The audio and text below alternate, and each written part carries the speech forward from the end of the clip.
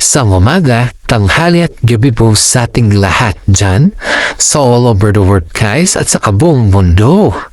Ito po yung ating updates for today na tungkol sa Kimpaw ganap. Bago natin pisahan yung ating intro guys ay gusto ko lamang po batiin yung mga tao dyan.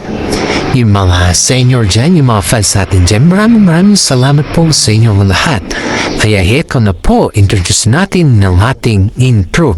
Pasok!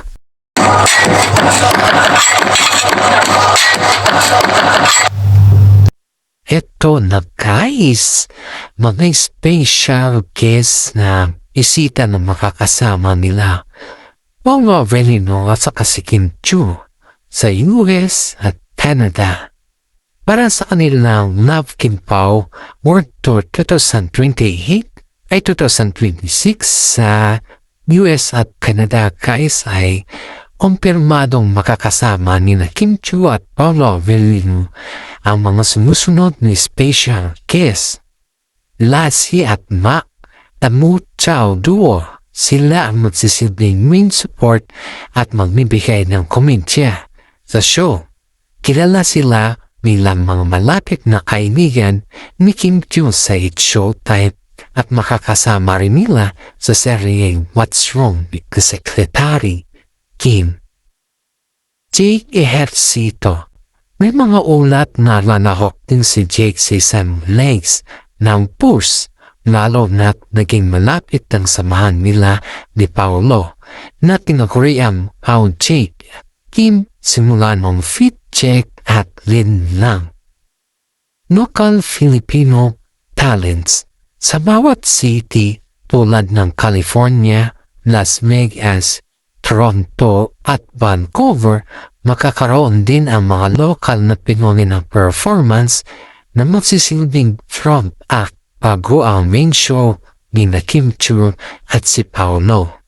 Ang tour na ito ay didirehin ni Jan Prats, kaya inaasahan na mga world-class production number at extra kilig ang mga pakulo sa entablado.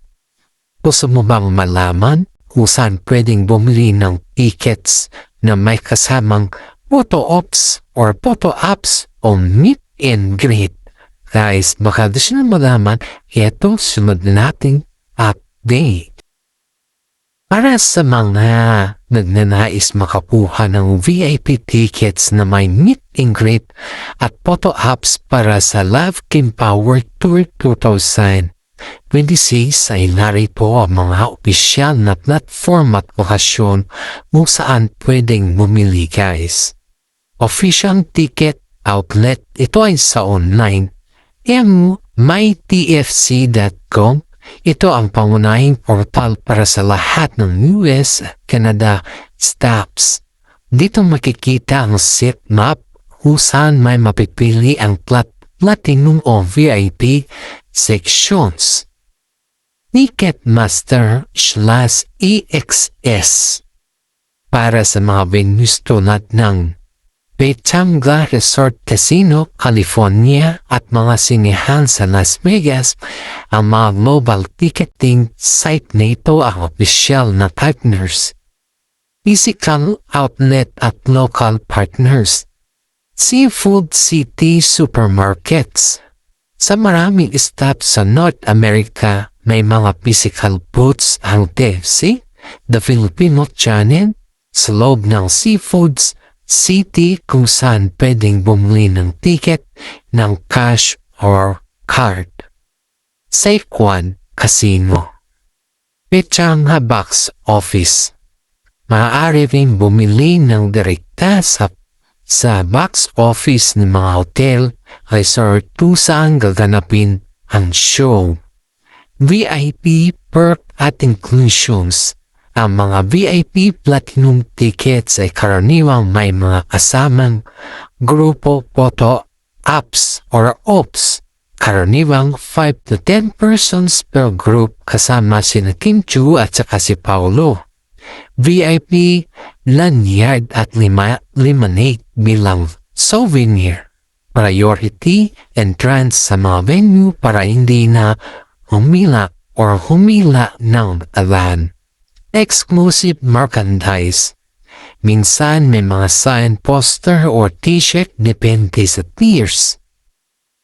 Babala lang guys ay iwasan ang pagbili sa mga third parties, resellers or sa mga Facebook group upang mabiktima ng scam. Hindi mabiktima ng scam. Siguraduhin sa mga link na galing sa Star Magic or TFC or ABS-CBN Global na mga transaksyon. Gusto mo bang malaman ang eksaktong presyo ng ticket sa bawat lungsod para makapag-budget ka? Ito ang susunod nating updates guys. Oops! Mukhang baliktad tayo Ako dapat ang nagtatanong sa inyo niyan dahil ikaw ang expert sa latest scope ngayong April 2026. Ikaw ba ang may hawak na official price list para sa bawat city? Kadalasan kasi naglalaro ang VIP ticket sa North America Tour ng ABS-CBN sa mga ganitong rings. VIP Platinum with photo apps, $150 to $250 less USD or CAD. Gold naman guys is 100 or 130 USD to CAD. Silver General admission naman guys is 60 to 90 USD or CAD.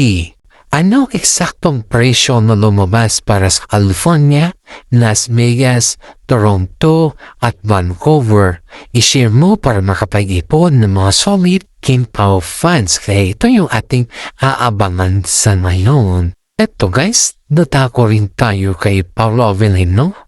At ibang topic na naman guys, paano makisalamuhan si Paulo Avellino sa mga fans ng Kimpao sa ngayon?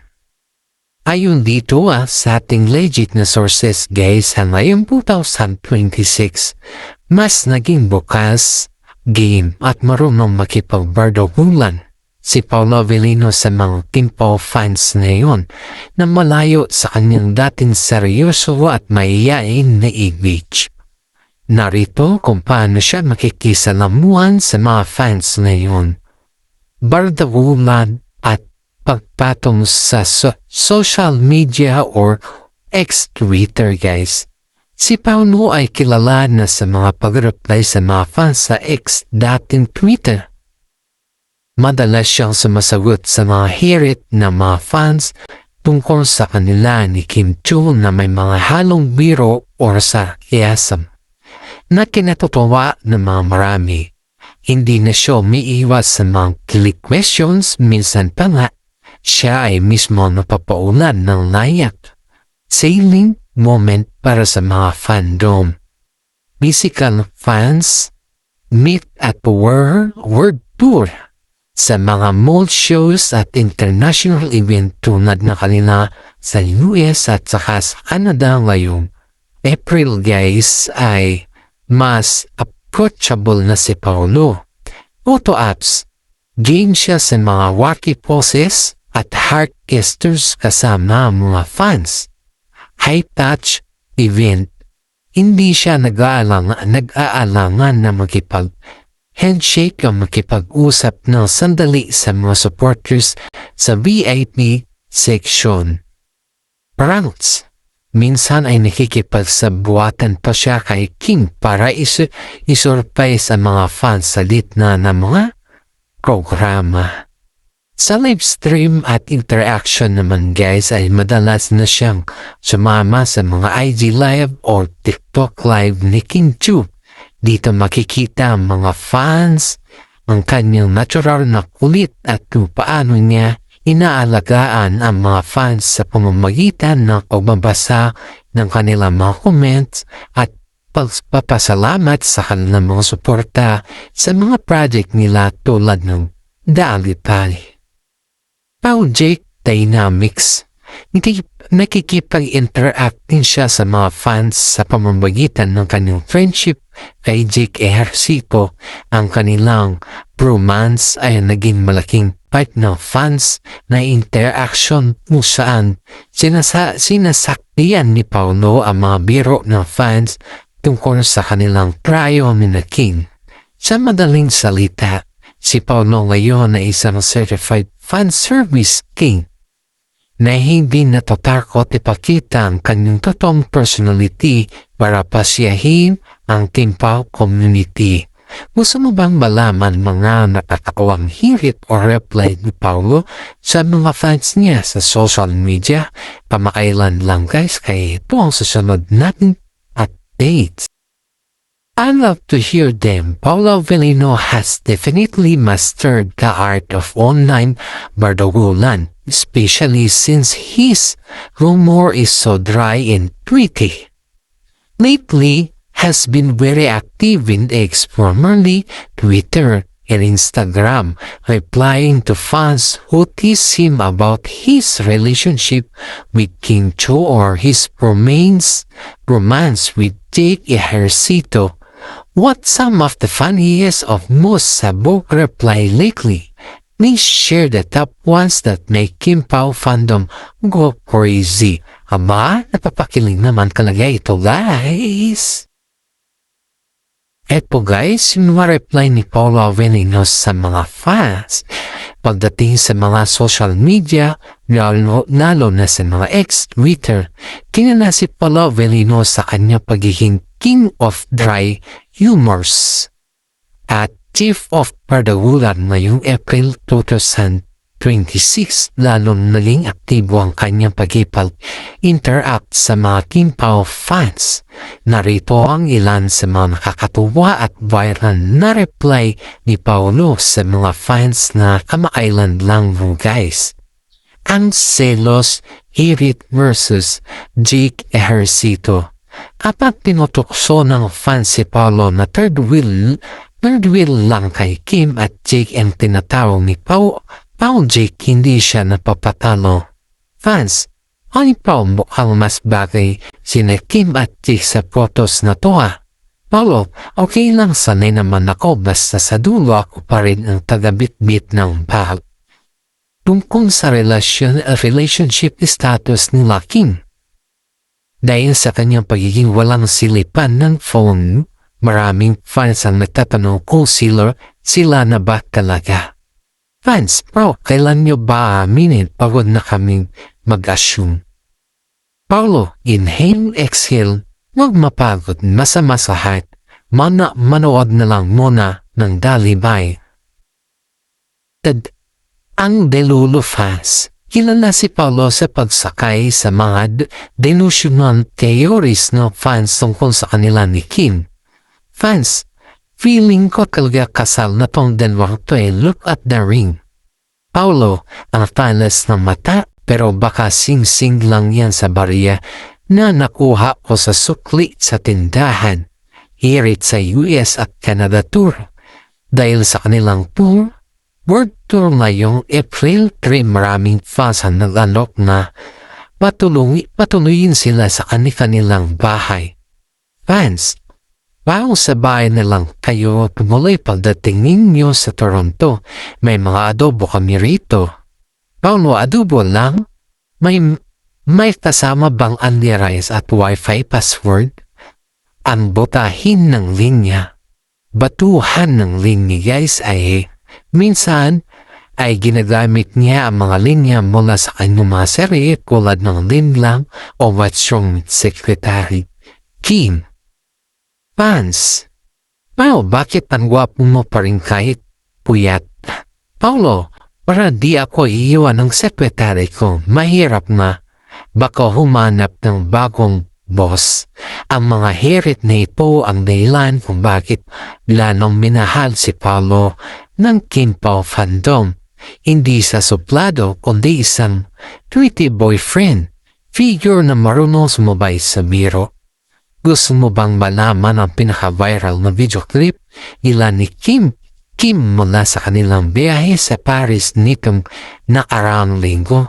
Ito na guys, sa susunod na nating updates yan, at bago natin tapusin mga ating updates ay shout out muna tayo sa mga senior citizen dyan. na palaging nanonood sa ating updates. Maraming salamat po sa inyong lahat. Always think positive and pray to the God kasi ang pagiging positibo ay nakakagaan po yan sa ating pang-araw-araw. Once again, maraming salamat at God bless po sa ating lahat.